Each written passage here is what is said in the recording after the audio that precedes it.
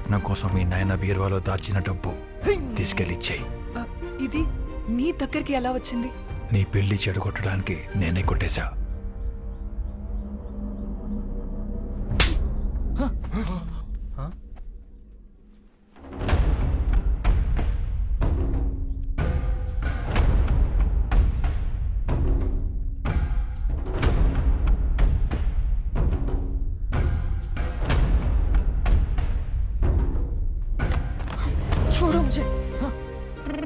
కట్నం లేకపోయినా పర్లేదు, నిన్నే పెళ్లి చేసుకుంటానని వాడనుంటే వాడి కాళ్ళు మొక్కి డబ్బు తిరిగిచ్చేసేవాణ్ణి. ఇప్పుడు కూడా నిజం దాచి నా ప్రయత్నాలు నేను చేసుకోవచ్చు, కానీ నీ దగ్గర నిజం